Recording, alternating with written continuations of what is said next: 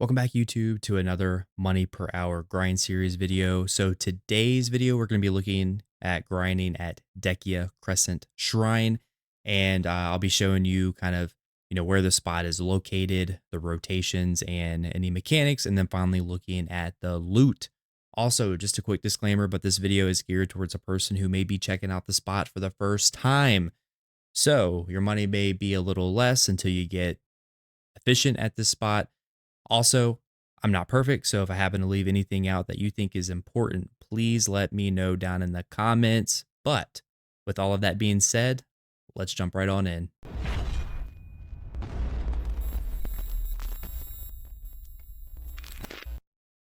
So this spot is going to be in the desert. And so if you want to kind of traverse to this spot without like getting lost, then you're going to want to get 3 of these right here. So part for the explorer's compass.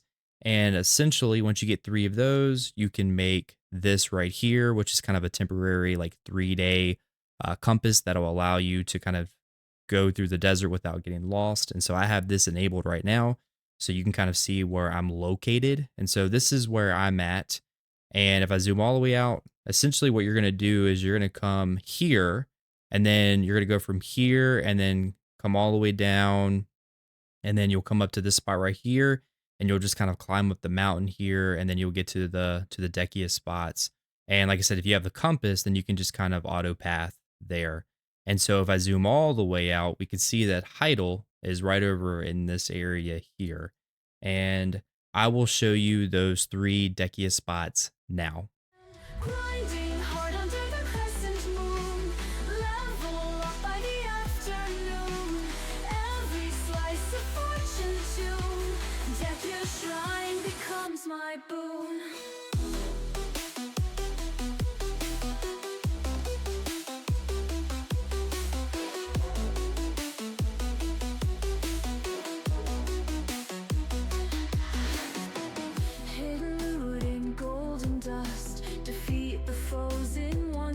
Thrust. Sacred grounds I place my trust. Earning riches is a must. Guardian spirits whisper tales. Crescent Shrine unveils the grails. Fighting through the endless trails, victory prevails. So I have the Monster Zone info pulled up for Dehkia Crescent Shrine. And so if we look at view total stats, we can see that the recommended AP is going to be 950 plus. The recommended DP is going to be 440 plus. And then we have the max AP limit set at 1000. So essentially, once you get over 1000 AP, it becomes a little bit less efficient. And you can see that only 70% of the exceeded AP will be applied. And for my stats, once I'm fully buffed, I'm definitely getting over that 950 plus AP recommendation. And so honestly, this is not really that bad of a spot. So you just got to make sure you're paying attention to the mobs. But overall, in terms of just kind of getting the gear to do the spot, you can probably do a little bit less of the recommended and still be fine. So mechanics, nothing really too crazy at this spot, with it being a Dehkia spot. Of course, it's going to be like a wave system, right? And usually you'll probably have to wait like 5 to 10 seconds before each kind of wave will spawn, right? And then throughout the grind, there will be an elite that will spawn that you definitely need to pay attention to, which you'll get like a notification on your screen saying something about like a chief gatekeeper when it's about to spawn. And of course, if you see anything purple, then just avoid it, right? Be very mindful because this mob will definitely knock you down if you're not paying attention. And usually it's when the mob, so he'll jump up in the air and when he lands on the ground, that's when you'll get knocked down, right? Also, at a certain point, once you get this mob to a certain kind of specific HP, it will cast a spell that will spawn smaller mobs to attack you, which they're pretty easy to kill, just more kind of trash per hour. And the other important aspect to pay attention to is sometimes you'll get a message pretty frequently on energy containing power that will spawn a static statue, and essentially you'll want to group up the mobs around that statue because once you destroy it, it will weaken the surrounding mobs so you can kill them faster. But if if you're super geared, then you probably don't have to worry about it.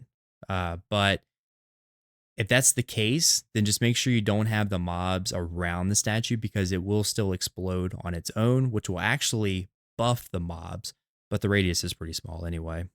So, buffs that you may want to run to be a little bit more efficient at clearing can include like a simple cron mill, right? If you're under that monster AP cap, or the maybe the exquisite mill if you're super geared and you're over that monster AP cap. Then you have like the frenzy drought, tent villa buff, Bell's heart, the AP monster artifacts with really any PvE lightstone combination. But this spot is demi-human damage, so that's going to be important to note, especially if you want to stack that demi-human damage. Uh, if you want to go insane, then you could do a full elixir rotation, which I rarely ever do just because I'm not very efficient, but that is an option to be a little bit more efficient in terms of just kind of clearing the mobs faster. So drops. So I have the monster zone info pulled up here again, and we'll kind of start here at the top with equipment. So this place is going to drop artifacts, right? For the most part, if you're here, you probably don't need these. So you're just going to process these down using simple alchemy to get the purified light stones, which these are actually selling like min price right now. Kind of hard to sell. Uh, Next here, which is probably going to be, or used to be, one of the prime reasons why you were coming here was to get the Deboreka ring, but now with the new accessories, essentially these are starting to come down on price, right? So this used to be like capped out at like 800 million. Now we're down to 490 million. But either way, if this still drops, at least as of right now, making this video, you're still going to make some decent money. However, the rarity of this is pretty high. So I think I was here for 4 hours and I didn't get a single drop. So, but if you do get a drop, it definitely adds more money to your grind for sure. And then we have the Ring of the Crescent Guardian, which you can see that's only going to sell for 5 million, give or take. And then if we look down here below, we have the Blackstones, right, which is used for enhancing, or you can just sell these on the market. I think these are also kind of at the min price as well, 129,000, which these will fluctuate. You can also use these for fail stacks. Sealed Black Magic Crystal. And gosh, I think with my last video with Gaha's Bandits, these were at like 300,000 when I made the video. Now they're at 2.3 million, right? And that's just because of the accessories that just recently released. So yeah, you can tell that all of these are just really market dependent. And so that's going to vary with the price throughout the months. And, but essentially, once you get this, you can either click it to get a random crystal, or you can process this down to get magical shards, which, like I said, is kind of what is needed for those new accessories that just dropped here recently. Or you can sell on the market right now for 2.3 million. Forgotten Limbo Seal. So I don't know how rare this is, but out of all the grinding spots that I've been to, I've yet to get a single one of these, which is kind of crazy. So I feel like it's pretty rare to get one of these, but essentially if you do get this kind of takes you to like an instant PvE dungeon trial type thing where once you complete it, there's a really good there's really good rewards that come out of it. But yeah, I've never even done this yet. Maybe one day. Caphras stones, and so with this here, if you don't have, if you're here at the spot, you most likely have the in-game gear pieces anyway. But if you don't, then you need Caphra level 10 and a specific gear piece and a specific flame for that gear piece. And you can combine all of those together to get one of your in-game gear pieces, right? Or you can just sell on the market. Right now they're selling for 2 million. Again, this varies as well, but I feel like here recently, the past like 6 months or so, it's been kind of staying in that 2 million range. Ancient Spirit Dust. And so you need 5 of these and a Blackstone to make one of the Caphra stones. The scroll written in ancient language. And so these are really important because essentially you need these and you need 5 of these. And once you get 5, you can create a scroll. And then you can actually go and grind these scrolls out to get memory fragments, right? So that's the importance with these scrolls here is to get memory fragments. And but these also fluctuate, right? I've seen these as high as like 4 million at one point. Right now they're at 1.7, and I think that's just because a lot of people are grinding. here at Crescent Shrine. And so, but yeah, good little item there.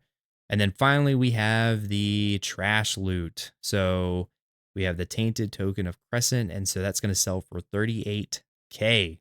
Pretty, pretty nice. Pretty nice.